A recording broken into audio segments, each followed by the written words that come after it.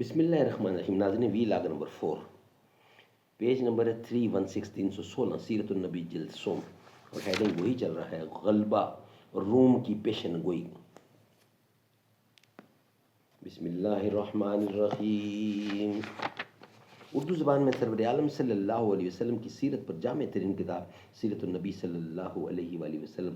Writer اس کتاب کے ہیں علامہ شبلی نعمانی رحمۃ اللہ علیہ، علامہ سید سلیمان ندوی رحمۃ اللہ علیہ. جلد سوم.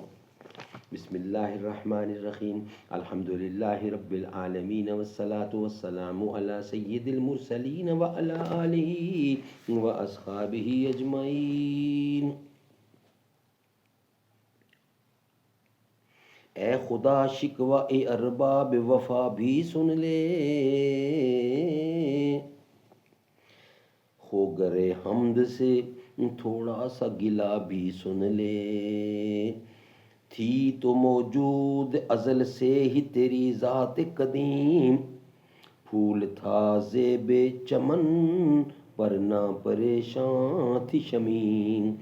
شرط انصاف ہے اسے صاحب الطاف امین، بوئے گل پھیلتی کس طرح جو ہوتی نہ نسیم.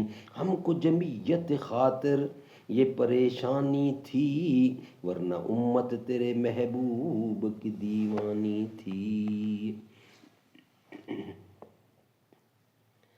کارزار عالم کا نقشہ یہ تھا کہ معرکہ جنگ سے بہت دور ایک خشک اور بنجر زمین کی سنسان پہاڑی سے ایک شہزادہ امن نمودار ہوا اور واقعات عالم کے بالکل خلاف سروش غیب سے نغمہ اقدس میں گویا ہوا. علم الف لام میم غلبت الروم فی ادنى الارض وهم من بعد غلبهم سيغلبون في بضع سنين لله الامر من قبل ومن بعد يومئذ يفرح المؤمنين مؤمنون بنصر الله ينصر من يشاء وهو عزیز الرحیم. وحد اللہ لا یخلف اللہ وحدہ. سورۃ روم.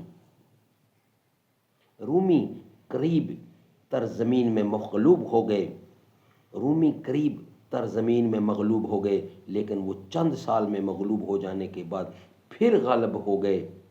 خدا ہی کے ہاتھ میں پہلے اور پیچھے سب اختیار ہے، اور اس دن مسلمان خدا کی مدد سے خوش ہوں گے. وہ جس کی چاہے مدد کرے، وہ غالب رحم والا ہے. خدا کا وعدہ ہے، خدا اپنے وعدے کے خلاف نہیں کرتا. یہ پیشن گوئی واقعات کے لحاظ سے اس قدر مستبعد اور ناقابل یقین تھی کہ کفار نے اس کے صحیح ہونے کی صورت میں کئی اونٹوں کے ہارنے کی مسلمانوں سے شرط لگائی. اب مسلمانوں اور کافروں کو بڑی شدت سے واقعات کا پہلو کا انتظار تھا.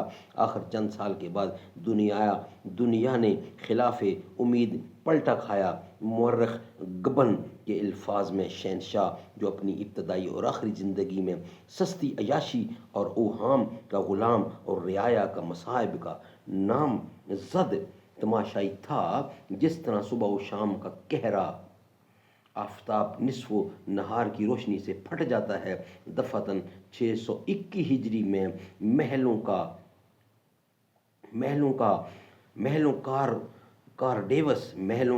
رکارڈیوس میدان جنگ کا سیزر بن گیا، اور روم اور ہرکل کی عزت نہایت شاندار طریقے سے بچائی گئی. جس وقت ہرکل اپنی بقیہ فوج لے کر قسطنطنیہ سے چلا ہے، لوگوں کو معلوم ہوتا تھا کہ رومۃ العظمیٰ کے آخری لشکر کا منظر دنیا کے سامنے ہے. لیکن عرب کے نبی امی کی پیشن گوئی حرف بحرف پوری ہوئی، اور عین اس وقت جب مسلمانوں نے بدر کے میدان میں قریش کو شکست دی، رومیوں نے ایران پر غلبہ حاصل کیا، مشرقی مقبوضات کا ایک ایک شہر واپس لے لیا، اور ایرانیوں کو بسفورس اور نیل کے کناروں سے ہٹا کر پھر دجلہ و فرات کے سواحل کی طرف دھکیل دیا. سبحان اللہ. یہ تھا ویلاگ نمبر 4. انشاءاللہ اس کا بقیہ حصہ ویلاگ نمبر 5 کی صورت میں سامنے رکھیں گے. یہ تھا چوتھا ویلاگ جو کمپلیٹ ہوا. سب سے پہلے مشیت کے انوار سے نقش روئے محمد بنایا گیا، پھر اسی نقش سے مانگ کر روشنی بزم کون و مکان کو سجایا گیا. سب سے پہلے مشیت کے انوار سے نقش روئے محمد بنایا گیا، پھر اسی نقش سے مانگ کر روشنی بزم کون و مکان کو سجایا گیا.